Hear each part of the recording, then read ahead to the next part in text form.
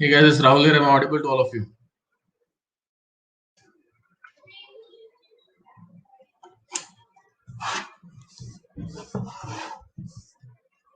Alright, so welcome to the session. I hope all of you guys are doing good.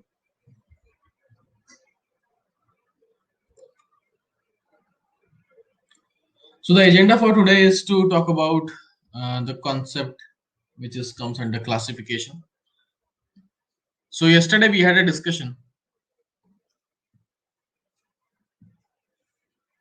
about the idea of machine learning. So we discussed that the machine learning is basically broadly classified into three parts. One is supervised machine learning. Second is unsupervised machine learning. And third is reinforcement.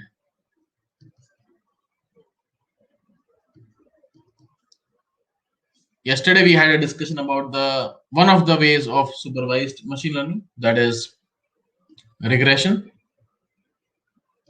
We got a brief idea. Obviously, that is not the end, right? We have like huge concepts out there, but we got a brief idea in an hour. Today we are going to discuss about another way of supervised machine learning is classification. And yesterday I told that these are supervised machine learning, but why it is, we will discuss today also. In classification, there are various different models which we can apply. For example, logistic regression, one of the very finest algorithm.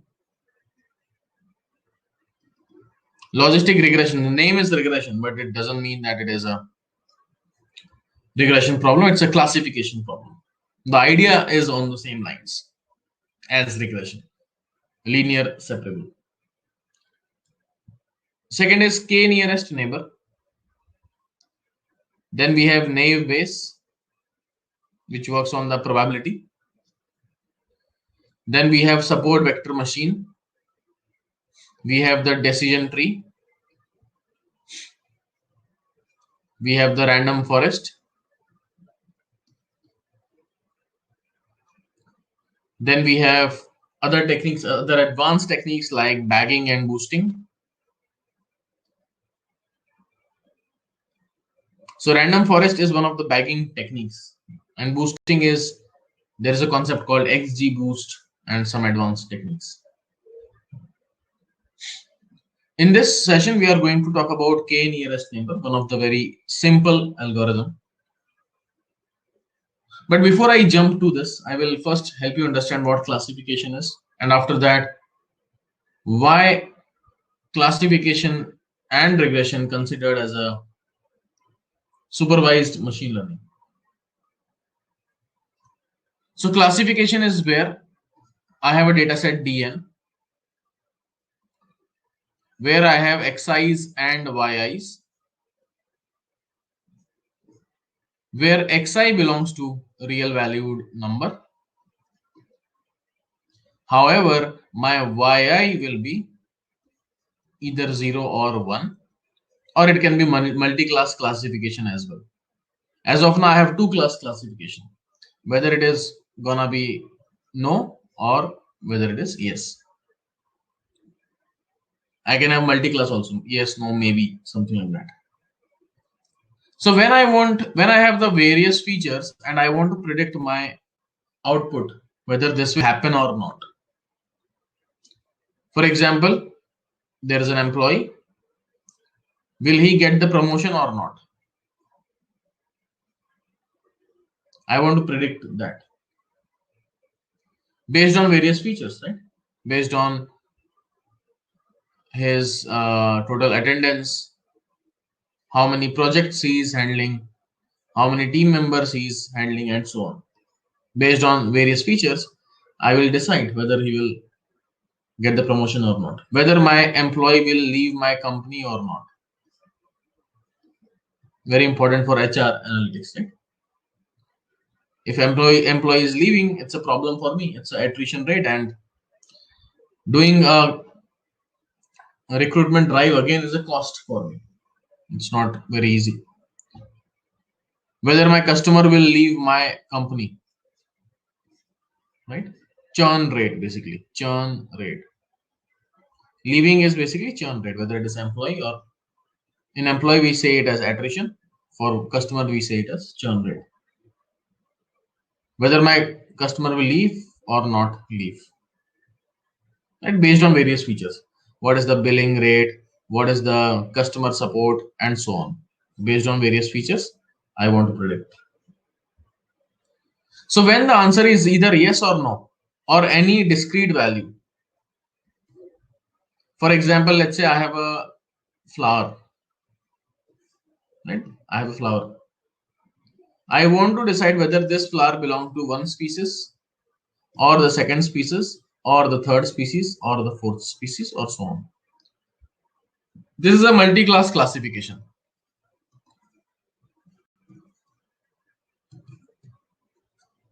I am predicting multi-classes basically, whether the flower belongs to this or this or this or this, based on the again the features of the flower. What is the petal length? What is the sepal length? What is the petal width, sepal width, and so on. Color of the flower and so on. Right, so that is what the classification is all about. And in real-time scenario, around 70% problems you will get of a classification. Now, first question arises, why regression and classification is considered as supervised machine learning? We discussed regression yesterday. We are discussing now classification. Why this is considered as supervised? Because I am getting the data from the business. I have the data set DN, which consists of all the X and Y features. All Xi's are there and Yi is there. What I do is I will break this data into two parts. In the very first part, what I'll do is I'll go ahead and make this as a trained data. And I'll make this as a test data. I will not use this data for my model building. I will not use that. I will only use this part of the data to create a model. And then this model is now has a capability to predict Yi. So what I will do, I will take this Xi's of my test data. I'll take the Xi's of my test data and I will input in the model. Whatever output I will get is my predicted value. And this I can compare with my original Y. I already have the Y, right? But I did not use that. I just comparing my predicted value with this Y. And that is nothing but I am able to check the accuracy of the model. That is why it is considered as supervised machine learning, because I have some data which can be used to check whether the model is working correctly or not. Because the model is trained only on this part. This part is still untouched. I did not touch this part. So I am taking all my Xi's, getting the input in the model, coming up with the prediction, and that prediction is almost matching with the actual value, then my model is good. If there is a big error, that means there is some issue with the model. Right, so that is the whole idea. Now the algorithm which we are going to discuss about is K nearest neighbor. As the name suggests, nearest neighbor. It works on something like distance, right? For example, let's say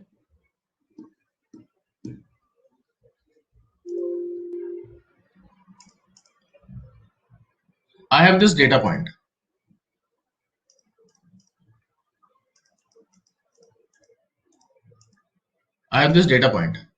Okay. Now this is the data where I am actually looking to predict. Suppose a new guy joins my company.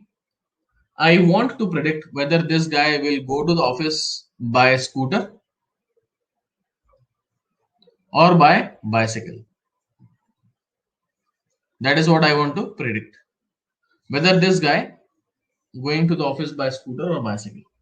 Based on various features again. Let's say my x-axis. This is my y-axis. This is my data points.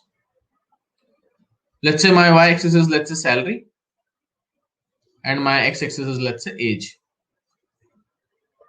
So based on my age and salary, I am looking to predict whether this guy is going to go to the office by bicycle or by scooter. I am going to apply the k nearest neighbor algorithm. When we are running the algorithm, right, we have to pass how many neighbors you are looking for. K nearest neighbor. K is nothing but my number of neighbors. How many neighbors shall I go for? This K is also known as hyperparameter, which I have to tune while creating the model. And this hyperparameter can be tuned by various techniques like cross validation or grid search. These are some of the techniques can be used to tune this hyperparameter, right? What is the correct value of it?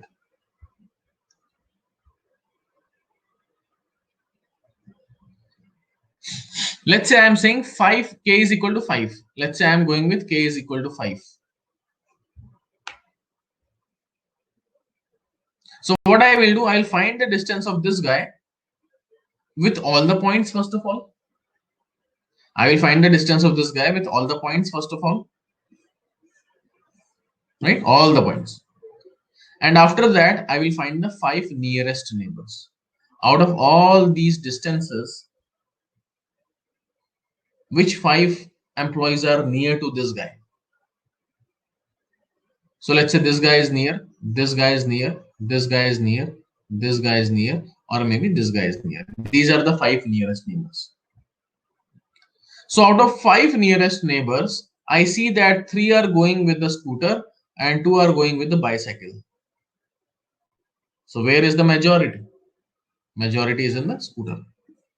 So chances of this guy to go to the office by scooter is 60%. Because 3 out of 5 are going to the scooter. Now here again, a lot of things we have to understand. First of all, how will I find the distance? Let's say I have 2 points. I want to find the distance of the 2 points. Here I have the age. Here I have the salary. So in our school days, we studied about the Euclidean distance or hypotenuse, right? Let's say this is my x1, y1. This is my x2, y2, right? This is my point. Basically, this is my x2, y2. This is my x1, y1. Okay, and this is my x1, this is my x2, this is my y1, this is my y2. I'll find the distance, square root of x2 minus x1 whole square plus y2 minus y1 whole square. That's it. Whatever I'm getting the distance is what I'm going to check. So that is what I will find with this guy with all the points. And whichever are the nearest are my, will go with the majority. Where my k should always be an odd number, preferable. Because if I make k as even number, then there are chances that, okay, this guy, and this guy near, this guy are near. So 3 are scooter, 3 are bicycle. In that case, obviously, it's gonna be a problem. So always my k should be an odd number, so that I will have one class as a majority class. Now here, I want to tell you that suppose if my value of k is different, let's try to understand that scenario also. Okay? Let's say my value of k is 1. Let's say my value of k is 1.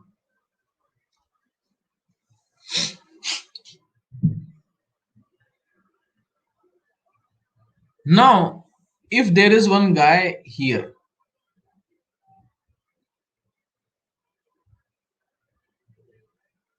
who is falling somewhere here, chances of him to be a scooter or bicycle is what? Scooter is more, right? Because k is equal to 1 and this is the nearest neighbor. So scooter is 1. Very much chances are there that he will be going to the office by scooter. So basically, if I put all the points here nearby, you see, right? These guys like this, any guy which is falling somewhere here will go to the scooter only. No doubt about that. Nearest point is scooter. Any guy who is falling somewhere here, he is gonna be in a bicycle. Any guy who is falling here, he is gonna be scooter, right? So basically, if I try to create a decision surface is nothing but basically how my model going to predict, right? What is my, like, I want to segregate the positive and negative points, right? This, let's say, scooter are my positive points and bicycle are my negative points. I want to segregate that. So I'm going to create a decision surface. So how the decision surface will look like if k is equal to 1? I'll take another picture so that it will be easy for us to understand. Give me a minute. I'll come to this failed cases. Let's go here. Yeah, this will make more sense. Yeah. Now let's try to understand. So I want to create a decision surface. So how will it look like? Anyone who is falling here are bicycle. Anyone who is falling here are scooter. Right? Anyone who is falling here are bicycle. Anyone who is falling here are scooter. Anyone who is falling here, scooter, scooter, bicycle, bicycle. Right? Because the nearest, my k is equal to 1. My nearest neighbor is 1. Right? So my k is equal to 1.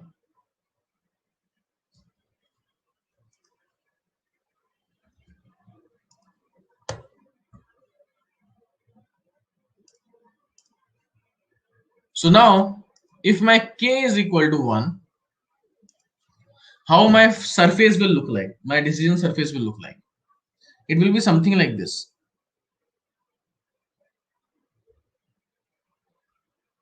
Anyone who is coming here as a bicycle,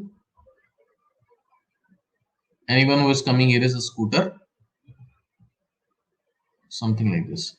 This is my decision surface. Why? Because see, anyone who is going to fall here will be bicycle only, right? Anyone who is going to fall here will be scooter only, right? So don't you think this is an overfitted model? It's overfitting, right? Because this can be an outlier. This can be an outlier. But as you are going with k is equal to 1, you are overfitting the model. You are considering outlier also. You are giving importance to the outlier also. So if actually I was looking for, there is a guy with a scooter, you are predicting as bicycle because of this guy, which is an outlier in my training data set. So when my k is equal to 1, what happens? It lead to overfitting. You are overfitting the model. Let's say when k is equal to 5, then what will happen? If I take this guy, prediction will be scooter only, right? Wherever the point is, prediction will be scooter because nearest 5 points, 4 are scooters. Same way here also, if I'm taking k equal to 5, nearest 5 points are bicycle. 1 is only scooter, 4 are bicycle.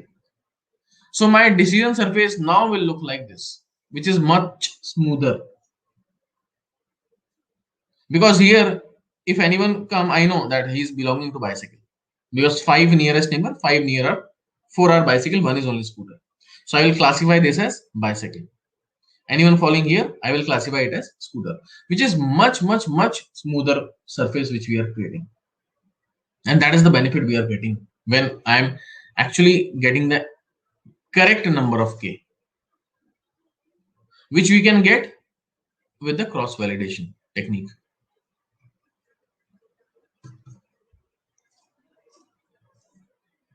Third question is, or third scenario is when k is all. All means I am taking k as all the neighbors, all the points as neighbors. Then what will happen?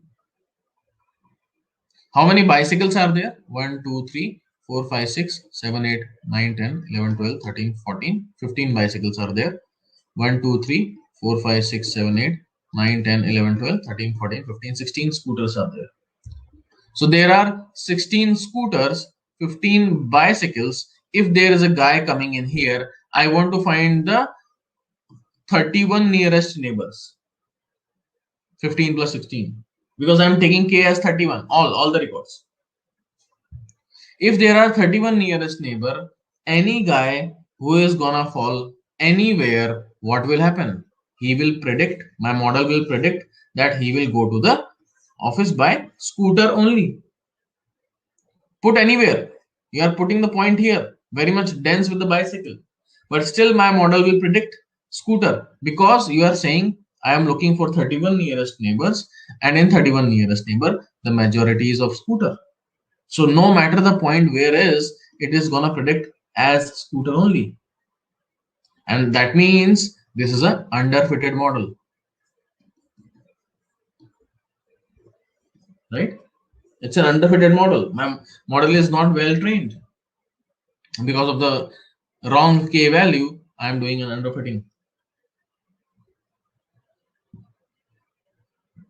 Right? So proper value of k is very important. Proper nearest neighbor points are very important. Now let's say, what are the failure cases of k nearest neighbor? Take this scenario. If there is a very outlier point, very far from the data point, this is obviously a failure cases, right? Because see, if this point is there, I may find 1, 2, 3, 4, maybe fifth point is this. But that is actually not very much convincing, right? This point is very far from the data point. Let's say its age is very less and its salary is very less. Rest all people are doing good. So whether he is going to go to office by scooter or cycle, I'm not sure. It's like the data point is not very much in the range of my other data points. So that is obviously one of the fail case where there is an outlier. Second is this type of data. Obviously, this is the worst, right? Mix of data. Here, no classification model will work properly. No classification model will work properly because the data is like very much mix of both the classes. So k nearest neighbor will also not gonna do any wonder. And so these are some of the scenarios where k nearest neighbor will fail. At the same time, you can understand we are talking about as of now 30-40 records, but just think when we have millions of records, my k nearest neighbor gonna fail big time because you have to find the distance of all the points with the new query point, right? New employee joining me, and I want to know whether he will walk or he will not, or he will drive or he will not, or whether he will go to scooter or by bicycle. I am not sure. I want to predict that. And I have trained the model with 1 million records. So first of all, what I have to do is I have to find the distance of that particular employee with all the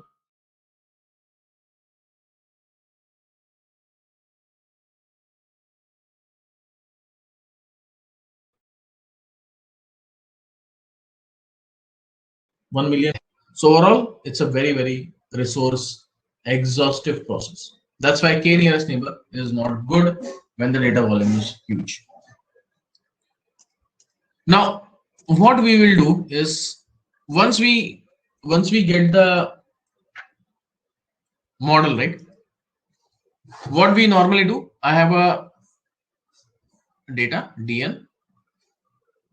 I am breaking the data into train and test.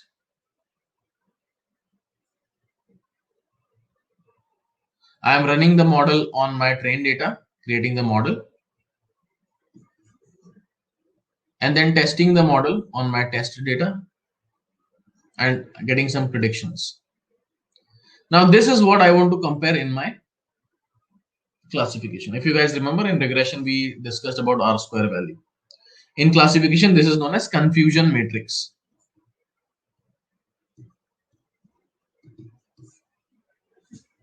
Right? Confusion matrix. So what happens is that, let's say I have 100 records, right? Out of 100 records, let's say this is the loan example. So let's say 30 people are not going to get the loan as per the original data. I'm talking about this data, right? In this data, I'm talking about only test part as of now. So in test part, I see that there are 30 people who are not going to get the loan, and there are 70 people who are going to get the loan, right? So I have no as 30 and I have yes as 70. That is my original data. But let's say my model says that 40 people will not get the loan and 60 people will get the loan. That is my model is saying. So in this table, how will I represent that? 30 people are not getting the loan originally. So this is my actual data. When I read my confusion matrix row wise, 30 people are not eligible for the loan. And my model is also saying that those 30 people are not eligible for the loan. Because see, this 30, there is a 40, which are model is saying 40, but 30 will be there, or rough amount will be there, right? So 30 is there. And here 10 people, or I can say not, right? So I will say 10, I'll just create the matrix first of all, and then I explain that. And 40, and this is my 60 and 10. Okay, now let's try to understand this. As per my original data, 30 people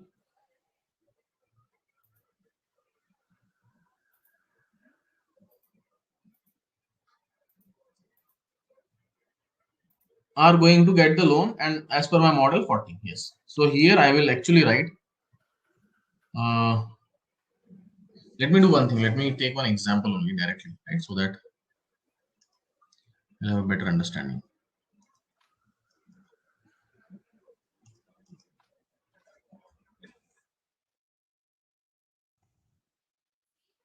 Let me take one credit card example.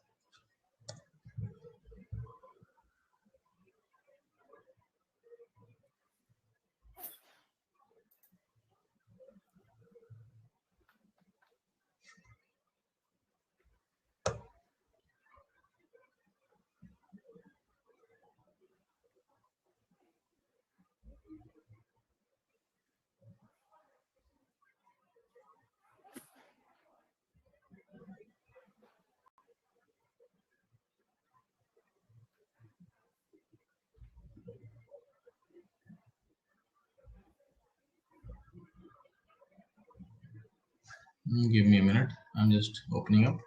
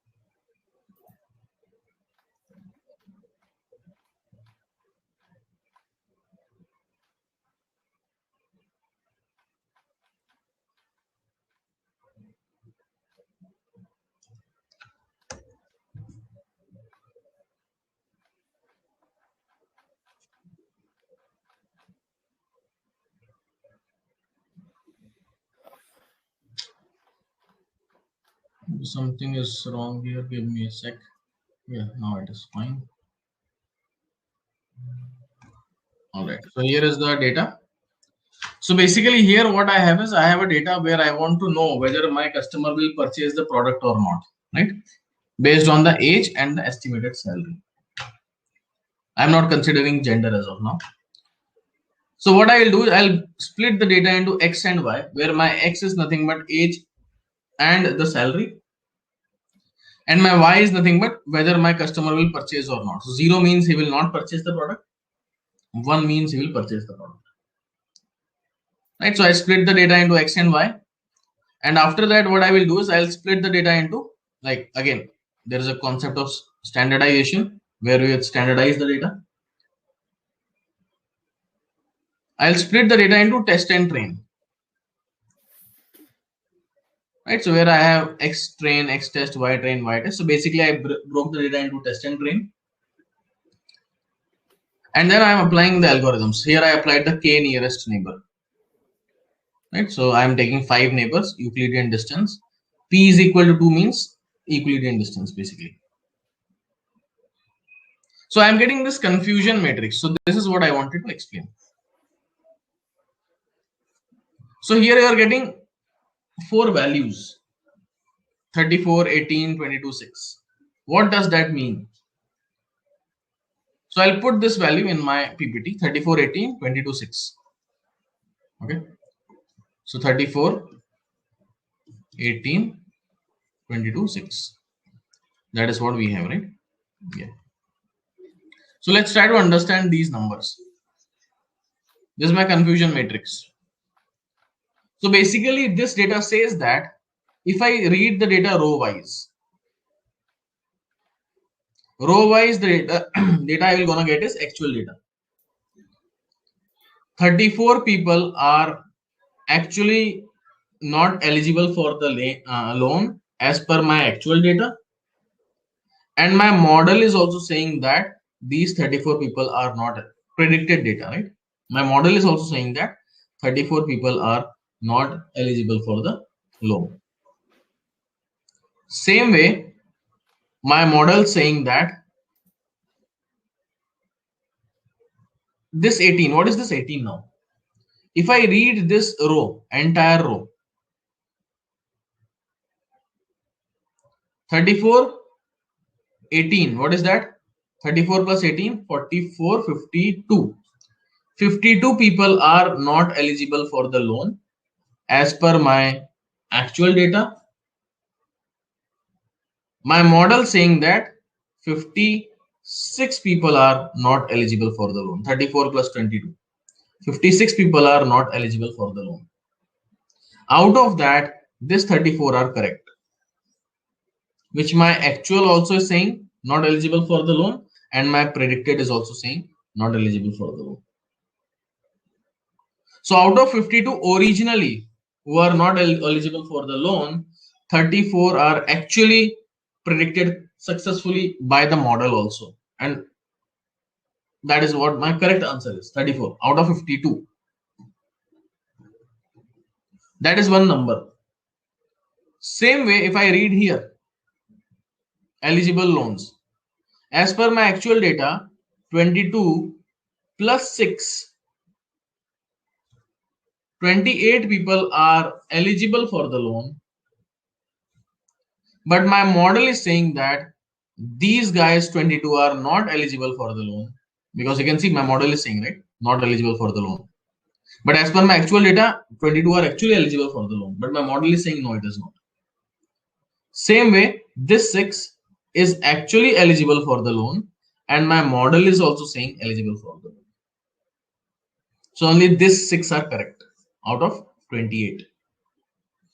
So basically, if I see this diagonal values are correct, 34 plus 6, that is 40 values are correct. Out of how much? 52 plus 28, that is 80. So out of 80 values, 40 values are correct. So my model accuracy is coming out to be 50%. Right? So in the data where we just get this, right? This in this data, I am getting the k nearest neighbor is giving me 50% accuracy. Right? K nearest neighbor is giving me 50% accuracy. Because out of the overall data which I have, right? Out of the overall data which I have, 34 are correctly classified as not eligible for the loan by the model. 6 are correctly classified by the model as eligible for the loan. But these numbers are wrongly predicted by the model. So my accuracy will be sum of these two divided by all. My intention should be, my number should be as high as possible here, as high as possible here. That is my intention. Then I can say my model is doing good. My number should be as low as possible here, as low as possible here. Then it is good again. Right? So that is what the confusion matrix is all about, which is helping me to understand what is the accuracy of the model.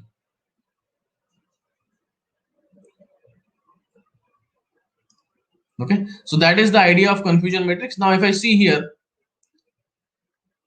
here is the simple data set. I'll talk about some of the steps here also. So basically, there is a simple data set, social network ads, which consists of age and estimated salary. Based on that, I want to predict the purchase. I'm splitting the data. If you guys have knowledge in Python, then you can see that I'm splitting the data from column number 2 till column number 3. 2, 3, 4 will not participate. And I'm taking column number 4 as Y, which is nothing but this column, purchased column. After that, if you see one thing here, that my age is in 2 digits, my salary is in 6 or 5 digits. It's a big difference, right? So there is a concept of standardization.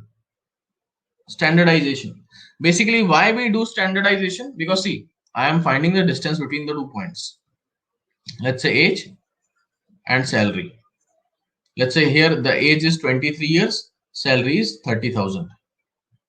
Let's say the age is here 40 years, salary is 2 lakhs. I want to find the distance between these 2 points. What will you do now? Square root of 40 minus 23 whole square plus 2 lakhs minus 30,000 whole square. Automatically we'll see that you are going to get a very big number because of this. If you do the subtraction, you will take a square, and then this is a very small number, right? Just 17 square, 300 or something gonna come, or 400. But here I am going to get very big number. And if I take a square root of that big number, I'll get obviously a big number. That means my salary is dominating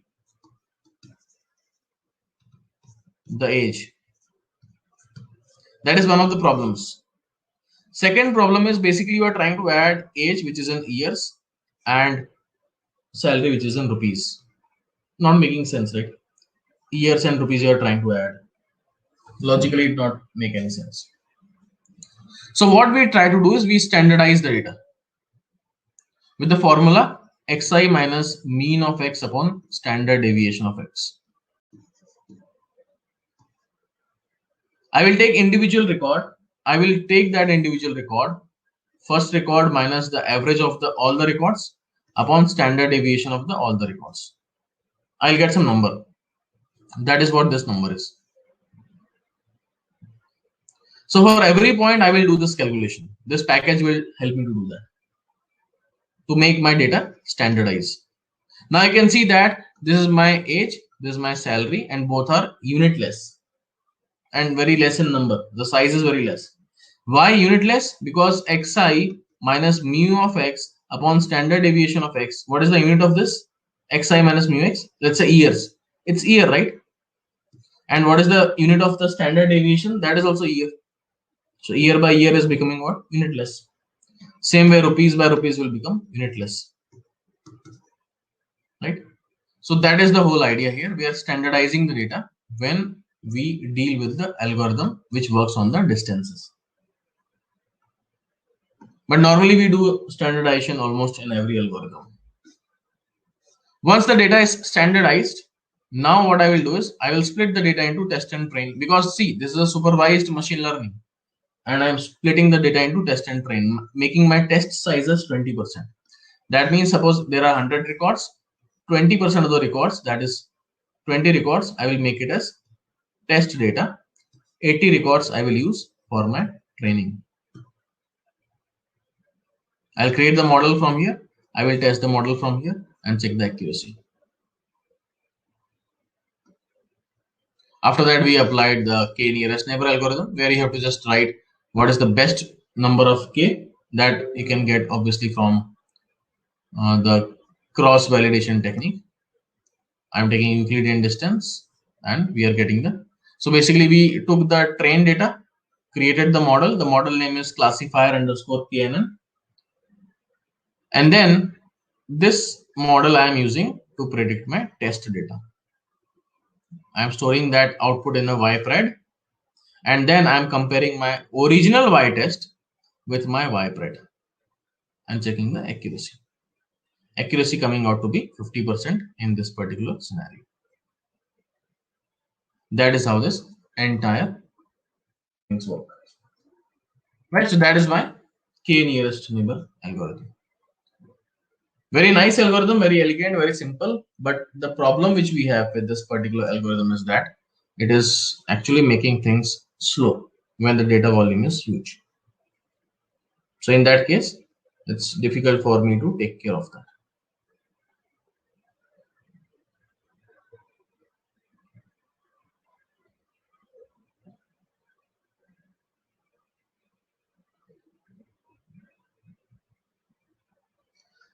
Is that clear, all of you guys?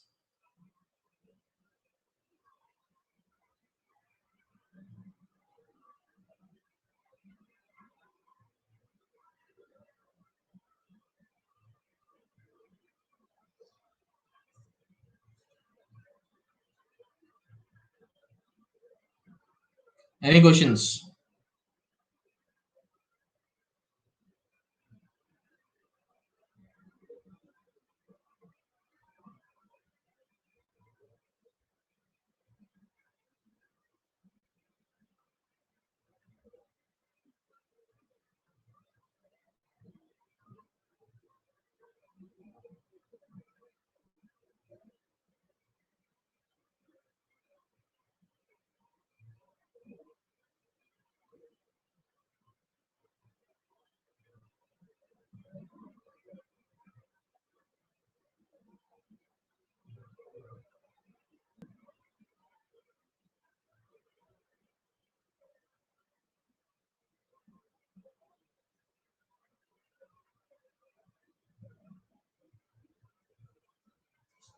All right. So this is what I have. If no questions, then take care. We'll see you again tomorrow, where we are going to talk about the classification technique. Sorry, clustering technique, which is the unsupervised way of machine learning. Still any questions? Please let me know.